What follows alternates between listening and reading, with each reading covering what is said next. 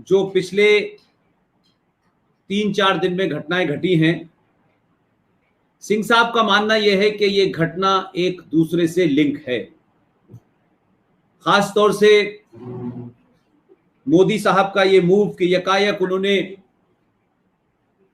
वो तमाम ताकतें जो भारत विरोधी हैं, भारत की संविधान की शपथ लेती हैं, भारत के खिलाफ बोलती हैं, बाहर से पैसा लेती हैं, चाइना के भरोसे 370 हटवाना चाहती हैं, और जम्मू कश्मीर में जब भी कोई भारत की बात होती है तो भारत की सरकार पर दबाव डालती है कि वो पाकिस्तान जैसे नाजायज मुल्क के साथ बात करे।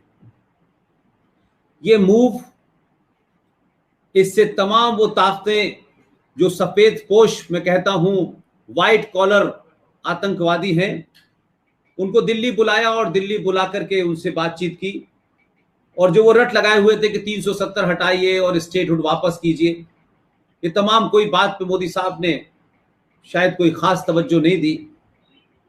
और जैसे ही वो वैली पहुंचे हैं, 3-4 घटनाएं इंटरलिंक्ड हैं। आप देखेंगे कि जैसे वैली जाने के बाद जो तमाम तथाकथित उनके सपोर्टर भी थे, उनमें भी एक बड़ी जबरदस्त हताशा और निराशा हुई कि यहां से जिस शेर बन के गए थे और वहां से बिल्ली बन के वापस लौटे, अपने लोगों के सामने मुंह दिखाने का कोई मौका नहीं मिला। तो उनकी ताकत को बढ़ाने और दिखाने के लिए जो उनका असली बाप है पाकिस्तान, उसने वैली में थोड़ी डिस्टरबेंस पैदा की और एक नए तरीके का जिहाद निकाला कि एक छोटा सा खिलौना जिसे ड्रोन कहते हैं, जो बाजार में प्राइवेटली भी मिलता है, 14-15 किलोमीटर रेंज तक वो मूव कर सकता है, ड्रोन से उन्होंने जम्मू हवाई एयरपोर्ट के ऊपर कुछ हमला करने की कोशिश की।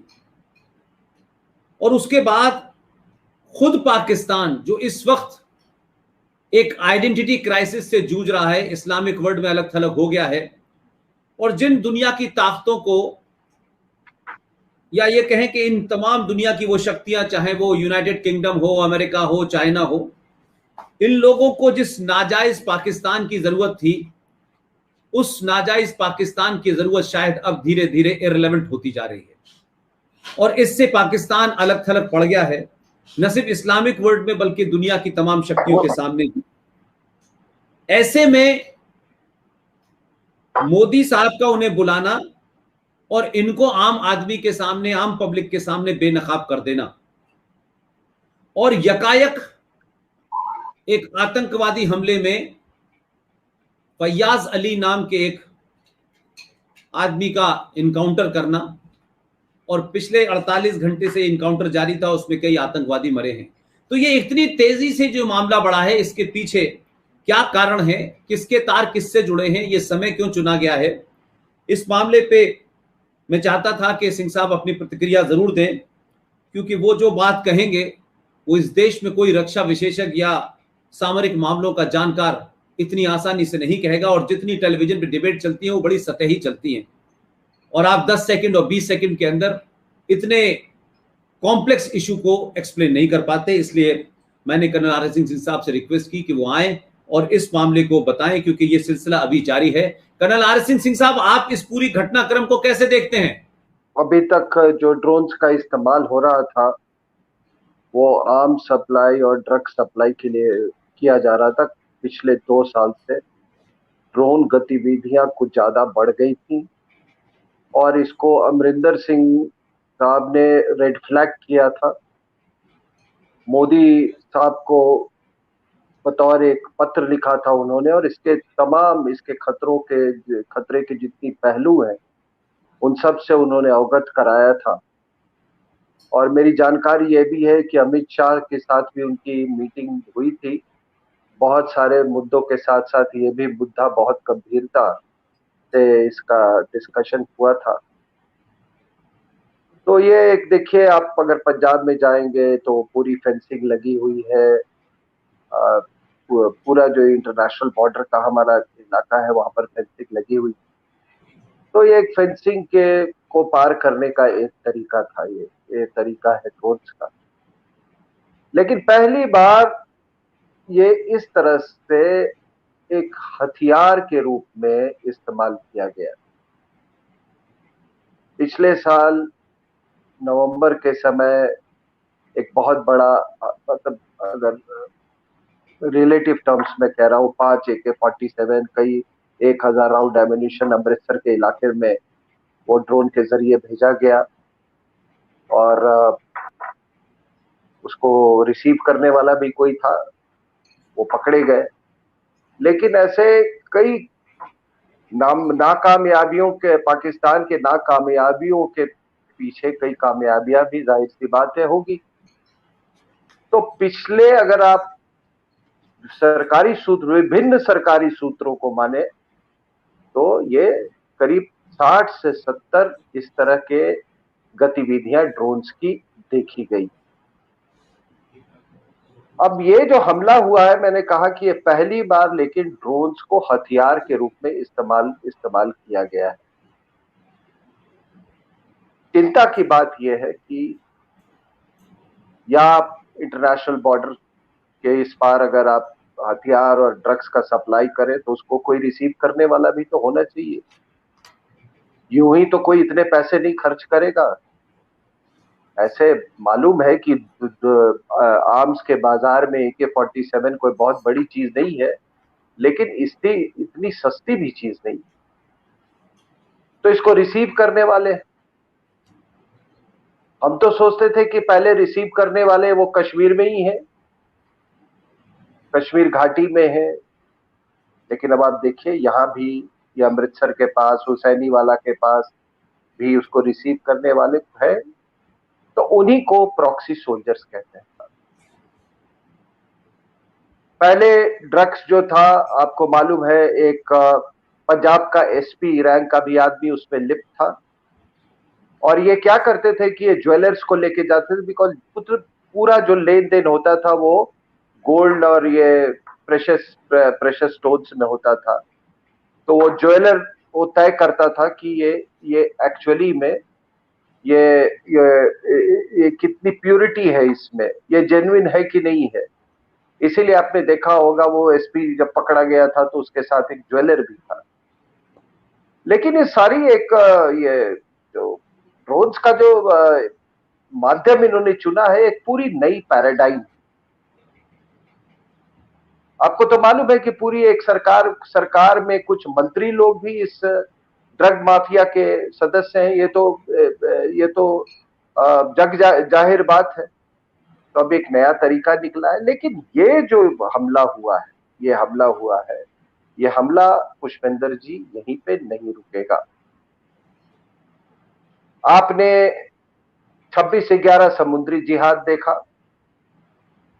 आपने कुछ लोगों को, आपको मालूम है, इसलिए दबोचा गया क्योंकि वो कुंभ में के पानी में जहरीला कोई पदार्थ मिलाने वाले थे, पूरे वहां के वाटर सप्लाई सिस्टम को टारगेट करने वाले थे।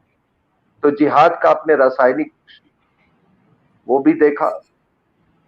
जब ये तबलीगी जमात की वो हो रही थी तो आपने एक उसका जैविक रूप भी देखा। आपने फिर आर्थिक जिहाद का भी एक रूप देखा, और फिर जिसे आप कहते हैं लव जिहाद, उसका भी रूप देखा, और अब ये ड्रोन जिहाद का आप रूप देख रहे हैं। अब ये ड्रोन जिहाद के पीछे तो कोई, मुझे नहीं लगता कि ये अविश्वसनीय है कि कोई जिहादी तंजीम लश्कर तोयबा या जैश ए मोहम्मद अपने आप कर रही होगी। जिस तरह से बाकी जिहाद पाकिस्तान मिलिट्री इंटेलिजेंस द्वारा संचालित होती है, उसी तरह ये भी जिहाद संचालित है। अब हमारे यहाँ लोगों को एक बात की समझ में कमी है कि जब हम कहते हैं इन्वेंट्री पे जाते हैं, उनके पास इतने टैंक्स, हमारे पास इतने टैंक्स, उनके पास इतने आर्टिलरी गन्स, हमारे पास उतने आर्टिलरी गन्स, हमारे पास 11 लाख की सेना, उनके पास 5.5 लाख की सेना, हमारे पास इतने फाइटर एयरक्राफ्ट, उनके पास इतने फाइटर एयरक्राफ्ट। हो सकता है कि बाकी तरह के मुल्कों से ये इन्वेंट्री शायद इसका कोई ऐसी स्टैटिस्टिक्स का कोई मतलब या अस्तित्व होगा, कुछ इसमें अहमियत होगी। लेकिन जब आप एक इस्लामिक मुल्क के साथ जब आप डील कर रहे हैं तो इसकी कोई अहमियत नहीं। उनका मुख्य हथियार है जिहाद, जिहाद और जिहाद। सेना भी जिहादी, सेना भी जिहादी है, और जब पूरा तंत्र ही जिहादी है तो सेना क्यों कोई आगे आया साहब लड़ने के लिए? वो अपने जिहादियों को आगे भेजेगी, बिकॉज अगर सेना आगे आ जाती है उनकी और हार जाते हैं तो उसी के देश के अंदर के ही लोग सेना के खिलाफ जिहाद करने को उतारू हो जाएंगे। और ऐसा हुआ है, आखिर तहरीके तालिबान पाकिस्तान बना क्यों? तो वो इनको इस्तेमाल करते रहते हैं उनके सेना के। तो ये जो आप जो देख रहे हैं, ये कोई अलग अलग बात, मतलब आप कोई नई चीज नहीं देख रहे हैं। आज अभी आ रहा है, कुछ खबरें ऐसी आ रही कि जो ये अटैक हुआ है ये लश्कर तोयबा ने किया है। अब आपको मालूम है कि लश्कर तोयबा और इसके क्या संबंध है, मिलिट्री के क्या संबंध है? ये जो हमला भी जो हुआ था पुष्पेंद्र जी, जो अभी हाफिज सईद के घर में, सबको मालूम है, हमारे जैसे विशेषज्ञ, आप भी आपने बहुत बहुत एक लंबे समय तक वहां जाते रहे हैं पाकिस्तान में अपने काम को लेकर। तो आप जानते हैं कि इनके लश्कर तोयबा और पाकिस्तान के मिलिट्री इंटेलिजेंस एस्टेब्लिशमेंट में क्या संबंध है। तो ये हमले कभी कभी इन जिहादी तंजीमों के इसलिए करवाए जाते हैं कि मिलिट्री इंटेलिजेंस ये जताना चाहती है कि देखो, अगर हमारे साये में नहीं काम करोगे और ये ग्लोबल जिहाद का अपना एजेंडा ज्यादा चलाओगे तो तुम्हें कोई सुरक्षा देने वाला नहीं है। तो जैसे ही धमाका हुआ तो इन्होंने कहा कि देखो, अगर हमारा पुलिस पिकेट नहीं होता तो हाफिज सईद को मैसेज भेजा कि तो समझ लो तुम्हारा क्या हाल होता। और फिर इन्होंने कोई क्रिश्चियन को कहा कि गाड़ी किसी क्रिश्चियन की थी। तो आपको मालूम है पाकिस्तान में यही होता है, या तो वो हिंदू होता है या क्रिश्चियन होता है, जो कि सारा इल्जाम उसी पे जाता है। तो ये समय जो आपने कहा पुष्पेंद्र जी कि ये समय क्यों चुना गया, इसका ये समय चुना गया कि ये एक जो राजनीतिक पहल जो हमारे मोदी साहब ने की, उससे पाकिस्तान तिल मिला गया, उससे पाकिस्तान तिल मिला गया। उसे बड़ी उम्मीद थी कि ये जो हमारे जो ये जो मेन स्ट्रीम पॉलिटिशियंस है, जिनमें उन्होंने इतनी इन्वेस्टमेंट की है, सदियों से इन्वेस्टमेंट की है, वो अपना वो नमक हलाली करेंगे। लेकिन साहब मोदी के आगे तो उन सब ने पाकिस्तान के खिलाफ नमक हरामी कर दी। वो इसलिए नमक हरामी की क्योंकि उनको मालूम है, इतनी बुद्धि उनको इन सब, ये चाहे वो पीडीपी हो या नेशनल कॉन्फ्रेंस हो, इतनी बुद्धि उनके भगवान ने दी है कि वो ये जानते हैं कि ये एक अटूट कदम है। ये कदम, ये 370 का कुछ होने वाला नहीं है। आप वास्तविकता से समझौता कर लो। एक नई पहल है, एक नई दिशा है, एक नई जागरूकता है। अगर आप इस धारा में चले तब तो आप जिंदा रहेंगे, मतलब राजनीतिक रूप से आप जिंदा रहेंगे। अगर नहीं आप चले तो आप इतिहास के कूड़ेदान में चले जाएंगे। तो इसीलिए आपने देखा कि मोदी साहब के आगे ये सबने बड़े बड़े, वो उसके बाद ये स्टेटमेंट्स दे रहे थे, हम 370 के खिलाफ है, हम रेस्टोरेशन की बात करेंगे, हम ये करेंगे। अब साहब आप धमकियों का अगर सिलसिला देखेंगे तो आप देखिए धमकियां कहां से शुरू हुई थी कि कश्मीर जल उठेगा, झंडे को कंधा देने वाला कोई नहीं होगा। अब्दुल्ला साहब ने तो, फारूक अब्दुल्ला साहब ने यहां तक कह दिया था कि अगर हम चीन की मदद से 370 हम सारा वापस करेंगे। तो ये सब तो हुआ नहीं, ये सब हुआ नहीं। तो अब पाकिस्तान बिल्कुल बेचैन है। और आपका पिछला प्रोग्राम मैंने सुशील पंडित जी के साथ सुना था। मुझे याद है सुशील पंडित ने ये बात कही थी कि देखिए ये 3 स्तंभ है जिस पर ये पाकिस्तान स्पॉन्सर्ड जिहाद जो अभी तक ये इतने दशकों से 3-4 दशकों से कश्मीर में चलाई जा रही, और वो स्तंभ है, पहला तो वो स्तंभ है जो हथियार बंद जो जिहादी है वो है, दूसरा स्तंभ था हुर्रियत, और तीसरा स्तंभ है ये आपके मेन स्ट्रीम पॉलिटिशियन। तो धीरे धीरे 2 स्तंभ तो आप देखें, एक स्तंभ गिर गई, दूसरी स्तंभ न्यूट्रलाइज हो गई। तो कई लोगों को ये बड़ा ये मुझे भी थी, आपको भी थी, कि भाई ये जो बदमाश लोग जिन्होंने ये कश्मीरियत को मारा, जिन्होंने कश्मीरियत का खून बहाया, उन लोगों को ये गोल मेज पर क्यों दावत दिया जा रहा है। उसमें से एक है जो आप कहते हैं कि जिनका दहशतगर्दी का एक पुराना रिकॉर्ड रह चुका है, वो भी बैठे हुए थे उस गोल मेज पे। लेकिन ये मोदी सरकार की, मैं भी बहुत बहुत विचलित हुआ था इससे, लेकिन बाद में जब मैंने देखा उसका जो परिणाम देखा मैंने, तो देखा कि ये तो पूरा जो पाकिस्तान का जो लिखाया गया स्क्रिप्ट था, वो पूरा स्क्रिप्ट जो है वो खत्म हो गया। और आज ये हालत है कि पाकिस्तान को ये मालूम नहीं है कि वो कैसे कैलिब्रेट करे ये पूरे कश्मीर को, ये 370 के बाद आखिर करे तो क्या करे, पुष्पेंद्र क्या करे। मुझे तो ये भी नहीं मालूम है कि 370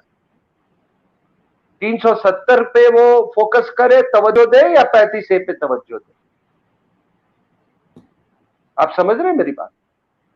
370 जो था वो एक राजनीतिक पहलू था।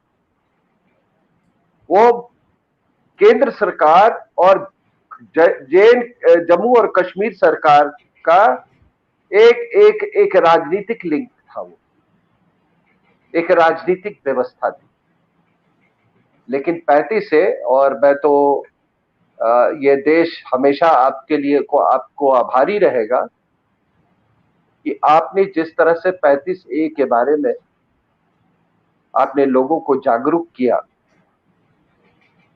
वो असामान्य बात थी साहब।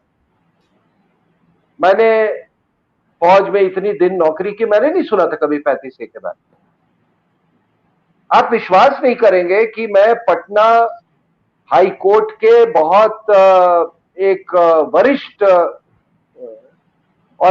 और जाने माने अधिवक्ता से मैंने बात की, तो वो भी यही कह रहे थे कि पुष्पेंद्र जी के 35A के बारे में जब उन्होंने मुहिम उठाने के पहले, कहता है हमारे यहाँ तो जजेस नहीं जानते थे, हाई कोर्ट के न्यायाधीश नहीं जानते थे कि 35A क्या होता है।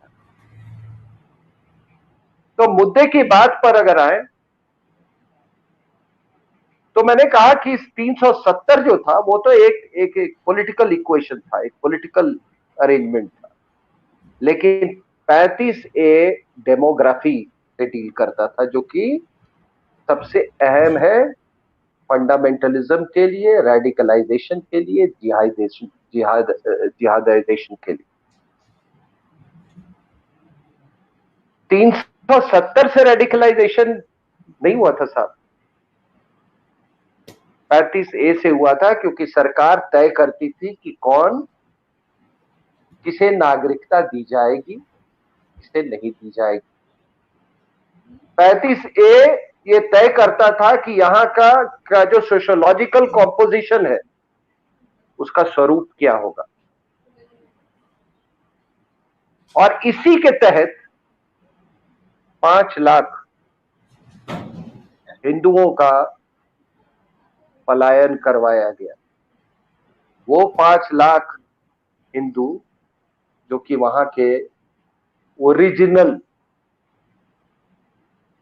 ओरिजिनल मूल निवासी, ये बाद में जिन्होंने बदला उनको तो मैं ओरिजिनल मानता ही नहीं। जो आदमी मजहब बदल दिया उसको पाकिस्तान परस्त होने में क्यों समय लगेगा साहब? तो जिन लोगों ने, जिनके पूर्वजों ने लाख यातनाएं सही, बार बार ये चीज मैं बोलता हूं, यातनाएं सही, और 2 किलो चावल के लिए उन्होंने, और 2 रुपए के लिए उन्होंने अपना मजहब नहीं बदला। उन लोगों को अपने ही पूर्वजों के भाइयों के जो औलाद है उनको वहां से ये किया गया। सब 35 एक के कारण हुआ। तो अब पाकिस्तान को मालूम नहीं, करे तो क्या करे, किसकी बात करें? 370 की बात करोगे तो 370 क्या है? वो बड़ा, वो कड़वा सा, वो कड़वा सा है, वो है साहब, वो कड़वा सा मिठाई है। आप अगर देखने में मीठा है लेकिन है कड़वा, उसका लेके क्या करोगे?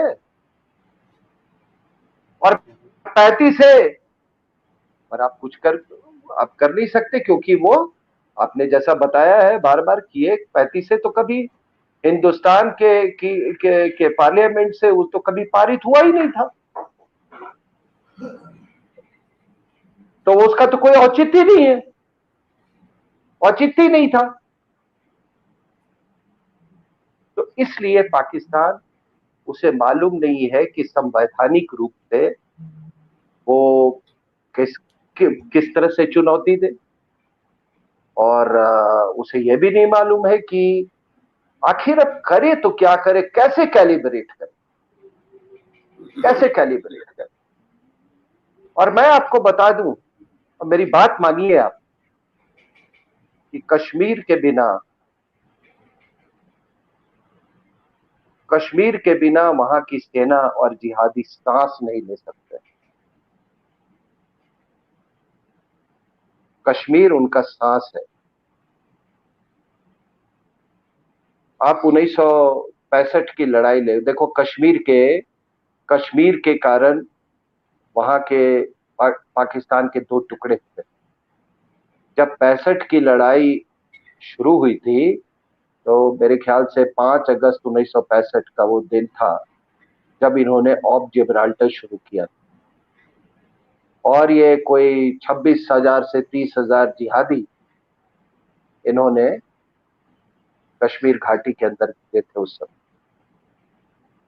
वो सब नाकामयाब हुए। फिर तो आपको मालूम है, फिर हमने दूसरे फ्रंट पे हमने भी अटैक किया, लड़ाई का जो फ्रंटेज है वो बढ़ता गया, ठीक है। लेकिन वहां के जो बंगला, उस समय ईस्ट पाकिस्तान के जो कुछ कद्दावर नेता थे, उन्होंने वेस्ट पाकिस्तान की लीडरशिप, अयूब खान की लीडरशिप को बहुत कोसा, वेस्ट पाकिस्तानी को कोसा कि तुमने अपने कश्मीर ऑब्सेशन के कारण तुमने हमको गरीबी की तरफ धकेल दिया, क्योंकि पैसा तो यहां से जाता था, यहां से भी जाता था। वो कश्मीर ऑब्सेशन के कारण, मतलब ये, और इसका नतीजा ये हुआ क्योंकि हमने 65 में ईस्ट पाकिस्तान की जो इलाका था वहां कोई कार्रवाई नहीं की, तो वो उसी के कारण वो 71 में उनका रिवोल्ट हुआ। भारत के प्रति उनकी उतनी, भारत के प्रति उनका कोई ऐसा दुश्मनी था नहीं, क्योंकि हमने 65 की लड़ाई में उनको बिल्कुल नहीं छेड़ा था। तो 71 की लड़ाई में फिर मुक्ति वाहिनी बनी, और फिर आपको मालूम है कि क्या है। तो अगर आप उसको थोड़ी गहराई से देखेंगे, सोचेंगे, इसके बारे में विश्लेषण करेंगे, तो ये 71 की हमारी जीत की बुनियाद 65 में ही रखी गई, और 65 ये कश्मीर का ऑब्सेशन ही था जिसके कारण कि ईस्ट पाकिस्तान से अलग हुआ। और अब फिर 71 की लड़ाई के बाद वेस्ट पाकिस्तान बना। अब 71 का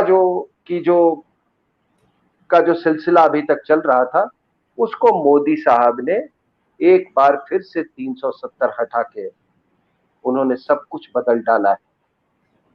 तो मैं कह रहा था ना कि अब नई राजनीति की दिशा, नई सामाजिक दिशा, नया परिपेक्ष, अब एक नया स्ट्रेटजी और एक नया जियो पॉलिटिक्स भी होगा।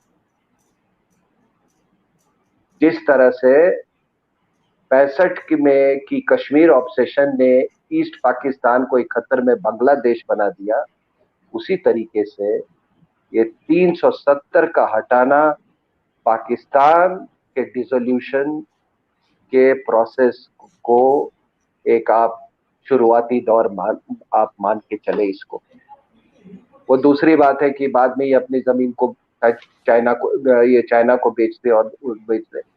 इसीलिए निर्णायक समय था और इसलिए जिहादी जितने डेस्परेट होंगे, ये तमाम समुद्री जिहाद, जैविक जिहाद, रासायनिक जिहाद, लव जिहाद, ये जिहाद, ये सारे जिहाद जो है अब आपको और तीव्र देखने को मिलेंगे, क्योंकि पाकिस्तान अब बिल्कुल ही मैं कोलैप्स की कगार में तो नहीं कहूंगा, लेकिन पाकिस्तान 370 के कारण, एब्रोगेशन के कारण एक टोटली कंफ्यूज्ड, रडरलेस, दिशाहीन एक स्टेट बन गया है।